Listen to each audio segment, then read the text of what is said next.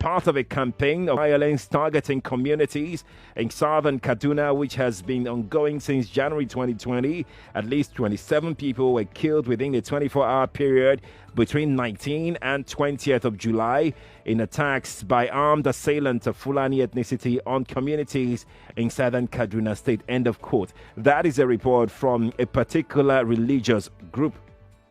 So it shows the kind of coloration the crisis in southern Kaduna, has taken. So many of them. A statement by President Muhammadu Buhari's media aide, Garba Shehu, about 3 weeks ago, to be precise, July 21st, came out condemning the attacks. It was made known to the public, and he said the statement reads, "Problem in southern Kaduna is an evil combination. Of politically motivated banditry, revenge killings, and mutual violence by criminal gangs acting on ethnic and religious grounds."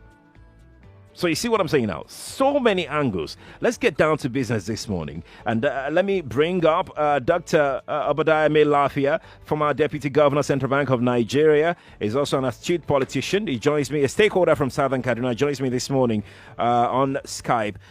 Dr. Obadiah, a very lovely morning to you. Oh, hello. Good morning to our listeners, and good morning to you. It's a great honor and pleasure to be here. It's good to have you, sir. Let's get down to business, really. Can you give us a brief chronicle of how it all started in Southern Kaduna? You're a stakeholder there. Just a brief chronicling of how the entire thing started, the crisis in Southern Kaduna. Well, thank you so very much again. Let me just set my cards on the table. I was born in a small, beautiful village called Randa. It's a mission settlement, ancient village in southern Kaduna, in Sanga local government, to be precise. It lies at the tip end of the state. The state is very elongated, and we are very tip end and saddles between Nasarawa and Plateau State. We're very right at the border.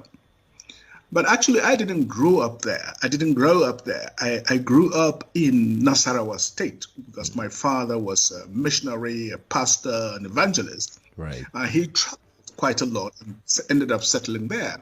So I didn't really grow up at home, I put it that way. That's number one. So that gives me some kind of emotional detachment to be able to see things clearly and objectively. Yes, I'm from there by origin, but I didn't really grow up there. Number two, part of my family are Muslims. Okay. Uncles, aunties.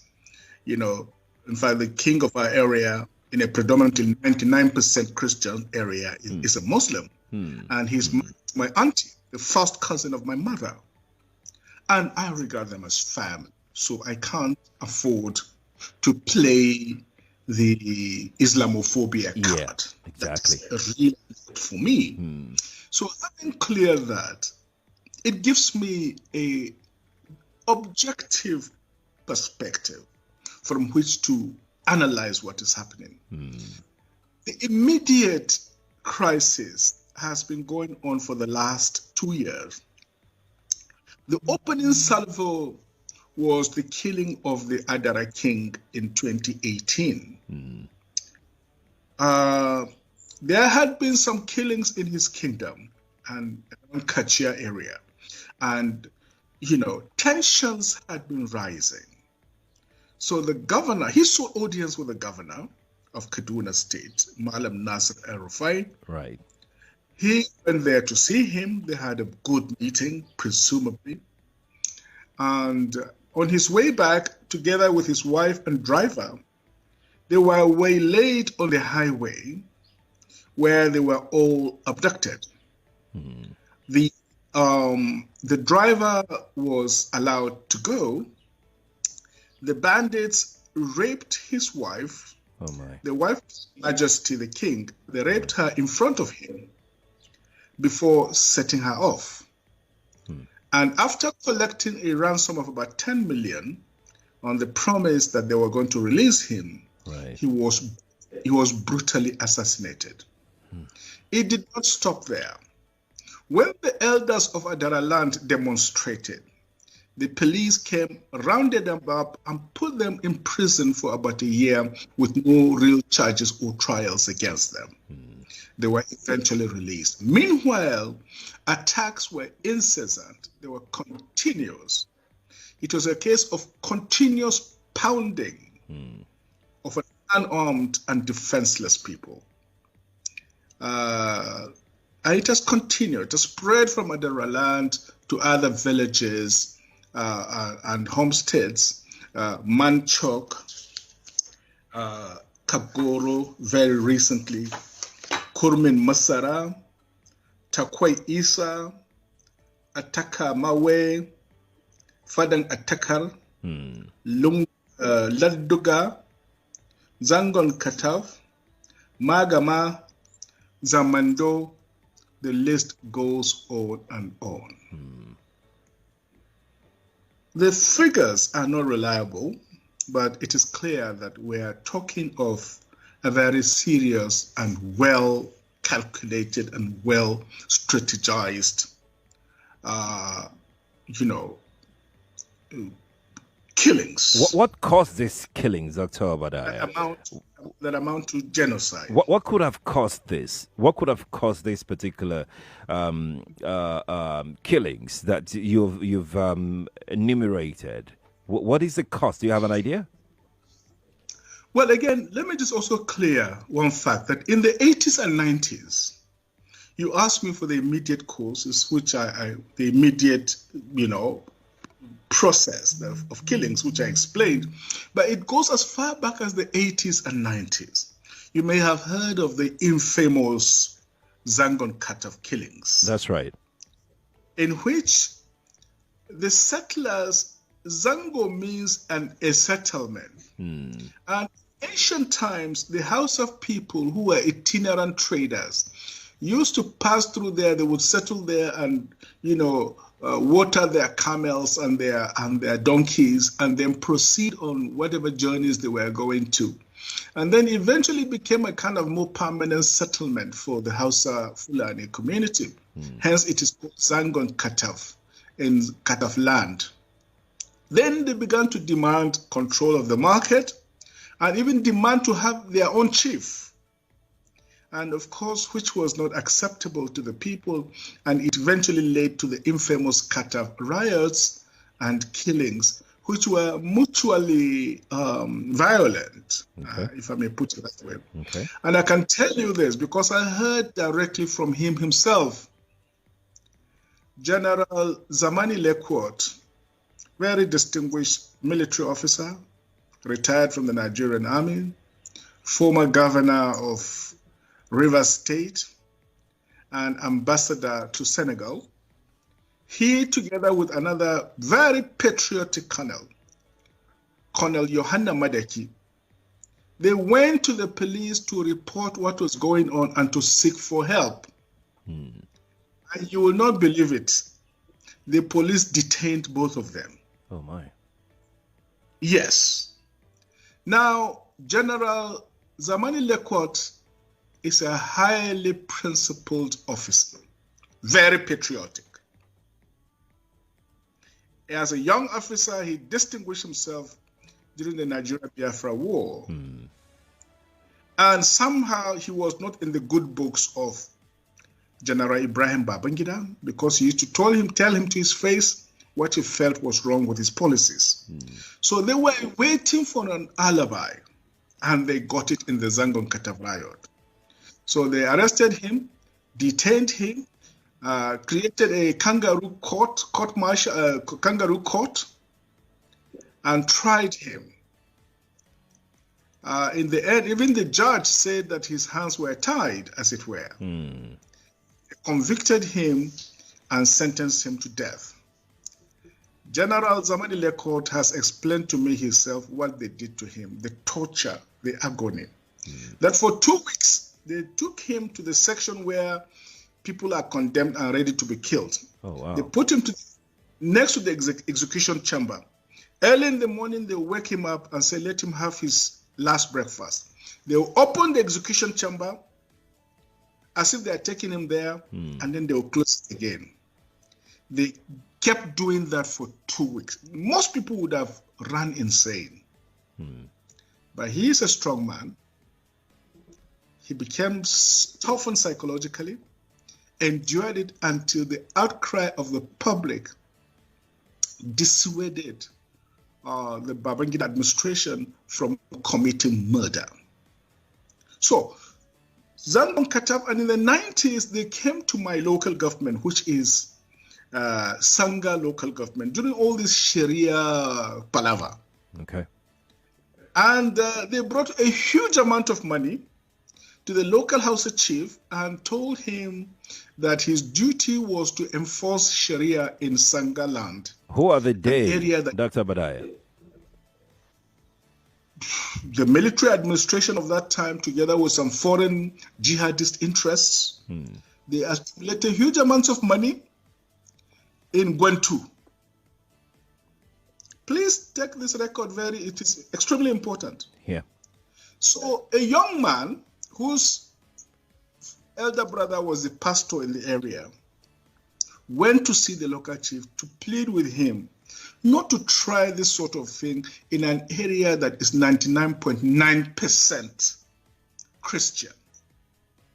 Immediately he entered the palace of the Hausa chief.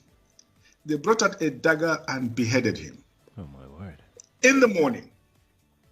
The brother who was the pastor in the area waited for some time. He didn't see his brother. He said, he told me he was going here. I have not seen him. So he decided to take a walk. As he was opening the gate and saying, Assalamu alaikum, he walked in, they just took a sword and beheaded him as well. So in the space of 2-3 hours, they beheaded 2 brothers, 2 blood brothers.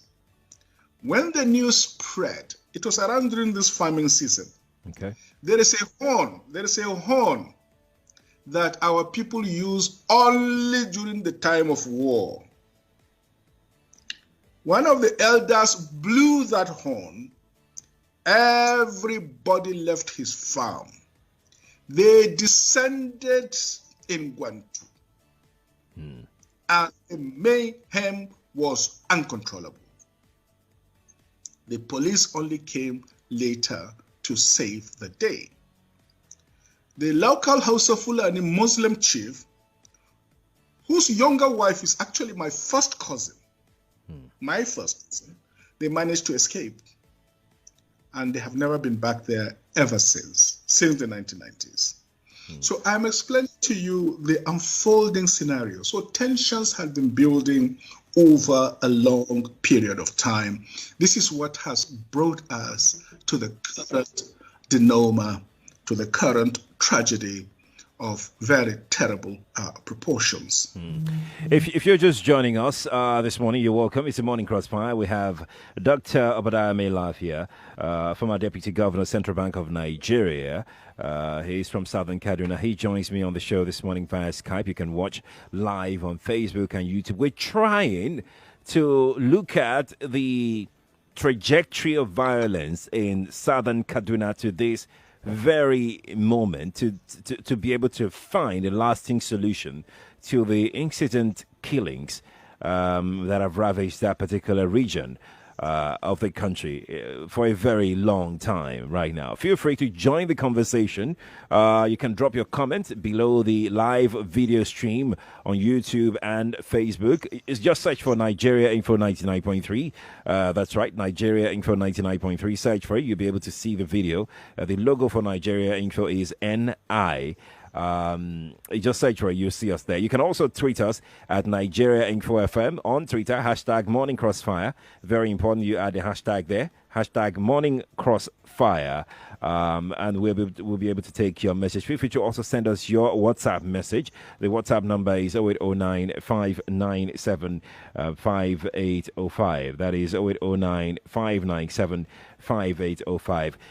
Dr. Mailafia, let me take your thought. I mean, I am glad that you've tried to chronicle the issues from the 90s to this very moment, which has given us some level of perspective to what has been going on in that geopolitical zone of Kaduna State. The aide to the president said something in his statement in July, a couple of weeks ago, and he said that the violence in southern Kaduna is an evil combination of politically motivated banditry, revenge killings, and mutual violence. Do you have any exception to these three that he put together? Actually, this is very unfortunate coming from a presidential spokesperson. He has shown himself to be ignorant and to be grossly insensitive. When he said politically motivated banditry, could he explain what he meant? He never really explained what that means. Revenge killings, who is revenging what killing and when? And then mutual violence. Mutual violence itself is a symptom of other things. So I think that response says more about the spokesman rather than actually about the people of southern Kaduna. Okay, fine. Let us say it is politically motivated banditry, revenge killing, mutual violence. So what have you done about it? Does that in a way explain it away? Does it justify it? Does it make it acceptable?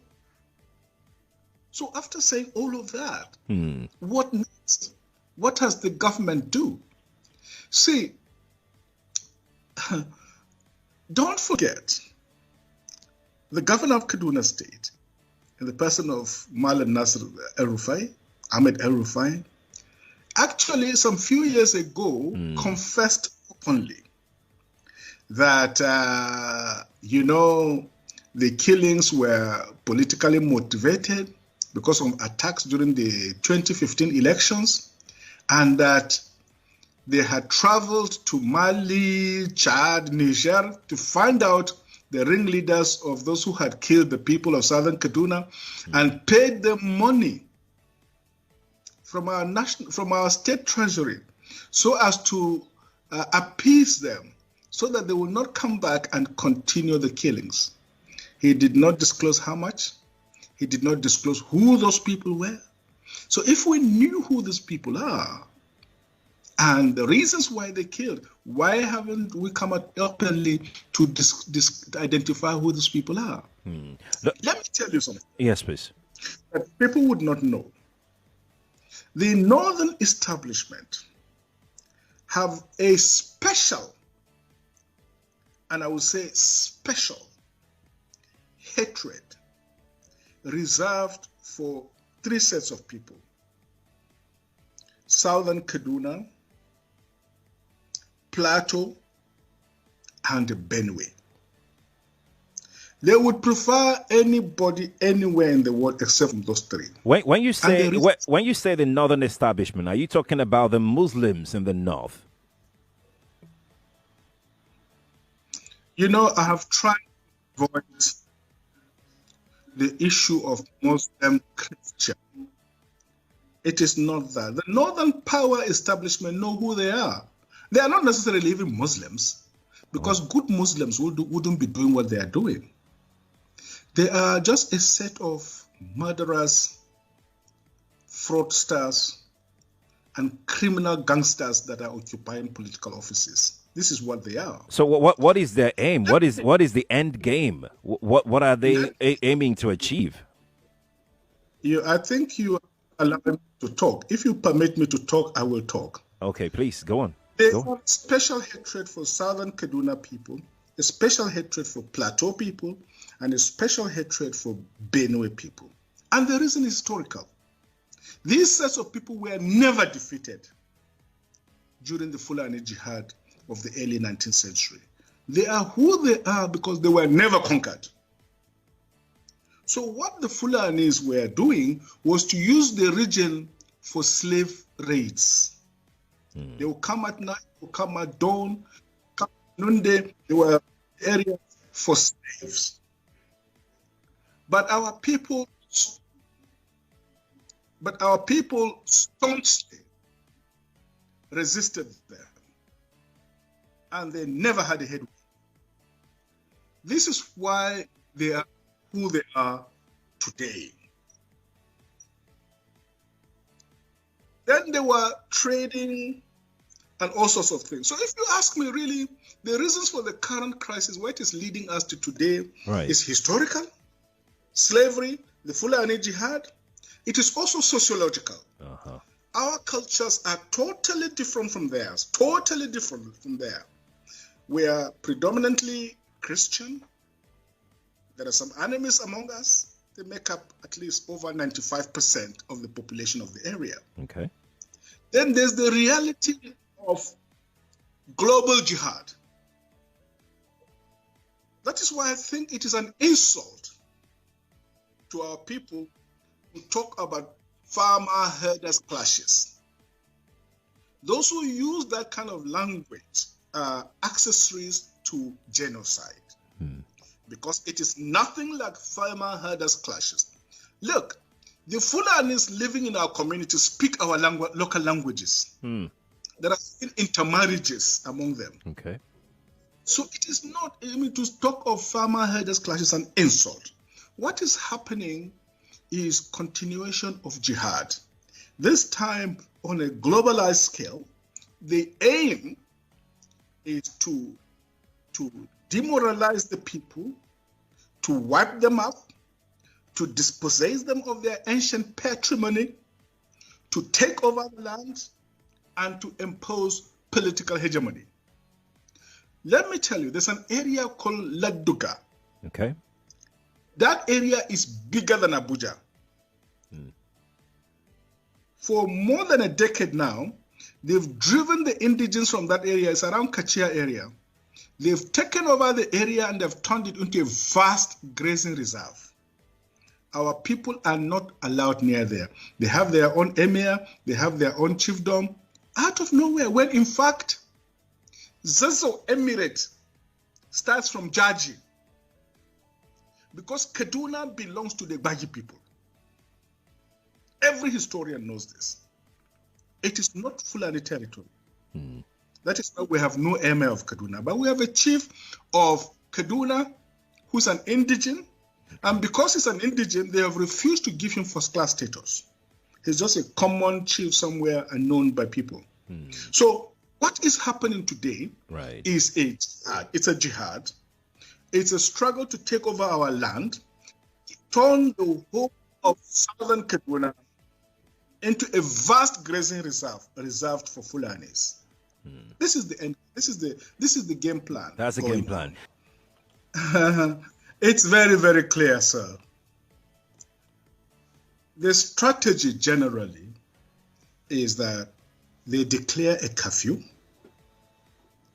Then everybody stays at home. The army goes in there and mop up any bows and arrows and dengons that the local communities have to defend themselves. Immediately they are leaving, you hear gunshots. The jihadists coming, killing, raping, maiming. That has been the approach. Even during the lockdown under coronavirus, this is really what was going on. So I think General T.Y. Danjuma has a point. And I can tell you, the late Lieutenant General Luka Yusuf, of blessed memory, former chief of army staff, he had reason to call one of his successors, an army chief of staff. He called him and almost slapped him. He told him, I wore this uniform before you. I know what you are doing. You are the one giving uniforms and boots to these killers to come and kill my people. If you don't stop it, now me and you. And during that, I can tell you, I will, for legal reasons, I will name the names. The people are sitting around. They know them. They know themselves. Then it stopped. The nonsense stopped. But look, let me take point by point, because there's a lot of ignorance going on. Malam Usman, look, fighting went on, and there was a lot of fighting, and youth blockaded the roads and did some nasty things. We don't approve of that. But if it is true, it is a Muslim attack on Muslims, what has that got to do with land? What has that got to do with land? Why don't you leave it on the sphere of just religious killings and so on? Why do you want our land? Why? Does it occur to you that anywhere you people settle, the place becomes a desert? I don't know whether you understand that. Anywhere you settle, that place becomes a desert. Look at history and look at geography of the world. Anywhere these people settle, the place becomes a desert. It becomes cursed without blessing. That's why you want other people's land. Please go back to your desert and leave my people alone. Please. 2. Ade talks about judgment day. I agree with you. Judgment is coming because you cannot disembowel pregnant, expectant mothers. You cannot kill innocent children and elders, and their blood touches the ground, and God will not judge. Judgment is coming. Those people who have done this wickedness will carry their own shit with their own hands. Excuse my language. It's all right. The time is coming. Mark my words. Obadiah is a minor prophet in the Jewish Old Testament. So mark my words. Judgment is coming. There will be the judgment of God, the judgment of history, the judgment of posterity, and the judgment of humanity. Obi, look, I've heard this thing, Obi, from Ejigbo. I have Ndigbo friends, very dear friends. Yesterday, this weekend, Ohaneze Ndigbo leaders and Afenifere leaders and Pandef leaders from Niger Delta were all in southern Kaduna on a fact-finding mission. The peoples of the Middle Belt of southern Kaduna, we have a newfound solidarity with the South. Our destiny does not belong in the North. We are no more Northerners, and we shall never be Northerners. We shall either stand on our own or join the South. Mark my words. Mark my words. But, Paul, Obi, you are very wrong. What happened in the 60s, you cannot equate it to what happened today. And in fact, what people are saying is that it is a kind of nemesis. My father, I told you, was a reverend, a missionary, a pastor. Right. I remember as a child, he did so much to protect Igbo families. So many of them settled in my home as refugees, even on our farms. He did everything to protect them, to feed them, until they nearly killed him and killed all his family for protecting Igbo. So it is not everybody that took part in that wicked enterprise, in that pogrom against the defenseless Igbo people. And I've always said it, this country will never be normal until we kneel down and ask for forgiveness from Igbo for the wicked sins we've committed against them. I wrote that severally. Some people from Yoruba land called me and said, but there, if you know you've done something to Igbo, go and repent. We didn't do anything to them. Leave us alone. That is the attitude of many people in the country. But you cannot equate the two. So because genocide took place in Turkey during the Ottoman Empire, because lynching took place in America, so we, the grand people that sent the slaves there, where if something happens to us, we're equally guilty, so it is okay. Obi, mark my words. When they finish with all, they will come to you. Don't think you are free. Wake up and smell the coffee.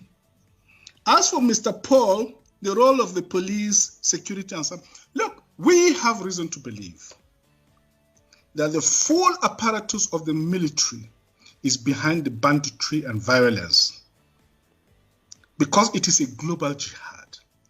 They are financing them, they are giving them uniforms, they are disarming our people and allowing them to come and kill and rape and maim. So Lieutenant General Theophilus Yakubu Denjuma is perfectly right. And let me make it very clear. Even my name, Obadiah in Jewish Old Testament means servant of the Most High God. Melafia means a man of peace. So I am by destiny the servant of God, servant of the people, and the man of peace. I abhor violence. If you could see my hands, I have never lifted my hands to commit violence, either in word or speech or action. I belong to the Martin Luther King school of thought. But let me make it very clear. Our Constitution protects the right to life. Right. It enshrines the principle of self-defense. So it is true of municipal law as it is of international law. International law and the law of nations gives a people who face an existential threat to their very survival the right and, in fact, the bounden moral duty to defend themselves, to defend their communities, to defend their church, and to defend their families. No one can take that right away from them.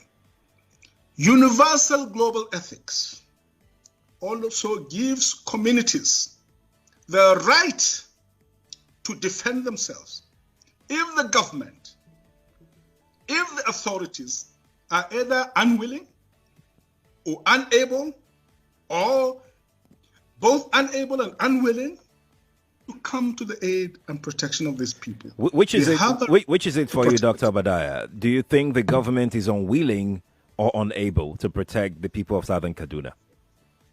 In fact, it is not only unable, it is unwilling, and we have good reason to feel that they are part and parcel of the killers.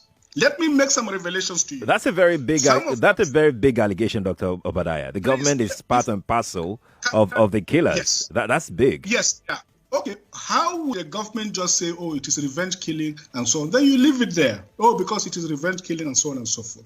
The body language of this administration, the body language of the state government shows clearly that they have a hand in the killings. No doubt about it. Because, you see, General Abacha, and people don't give him his due. Do you think you would have tolerated such nonsense?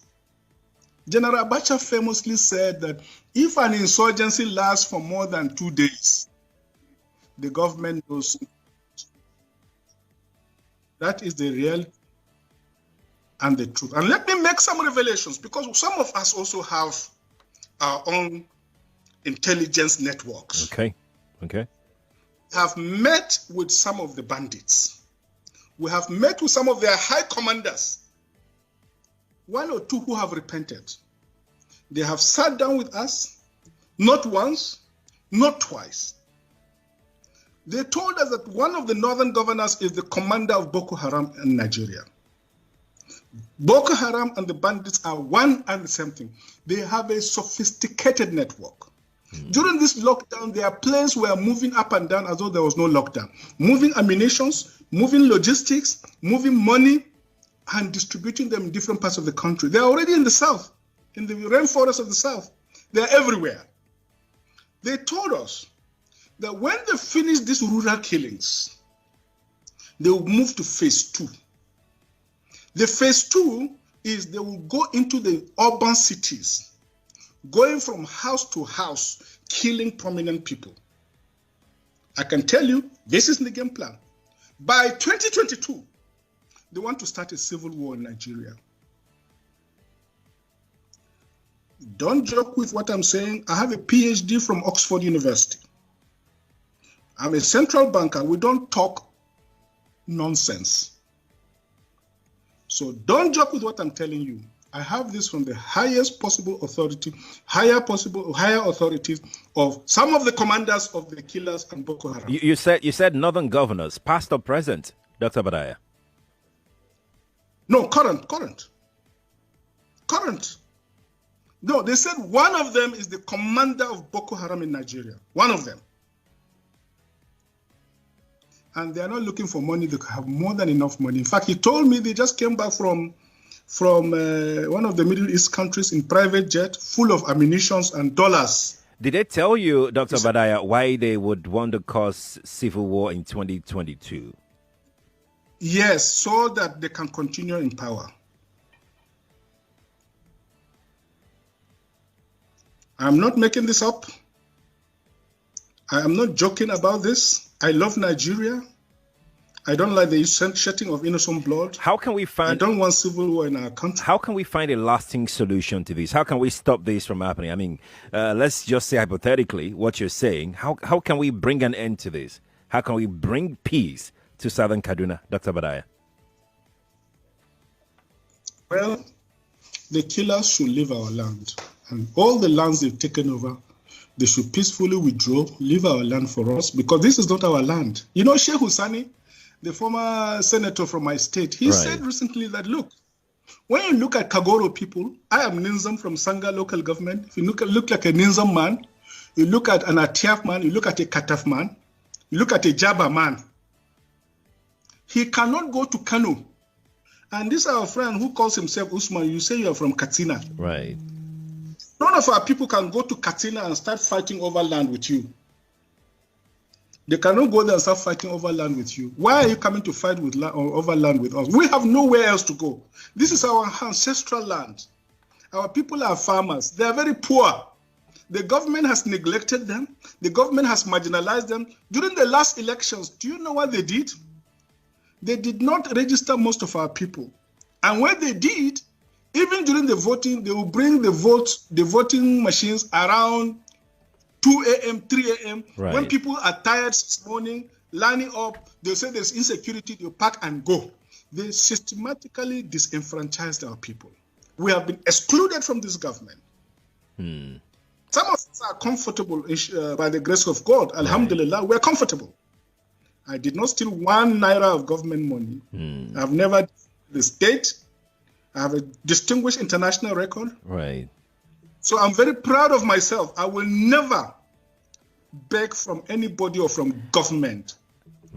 As a matter of fact, I despise them. Their money is cost. Dr. Badaya, thank you. We will have to drop it here because of time. Thank you so much for coming on the Morning Crossfire. It's a pleasure talking to you this morning. So whether we are going to solve this problem is for the rest of the country to wake up and smell the coffee, because when they finish with us, they are coming to the south. Nobody is coming anywhere, Dr. Badaya. Nobody is coming anywhere. Don't joke with that. They are already there. Nobody's coming anywhere, Dr. Badaya. Thank you so much. Thank you so much for talking to me. I really appreciate your time, sir. They are already there. Thank you so much, Dr. Badaya. We need to wrap it off here. Thank you. We are out of time. Thank you so much.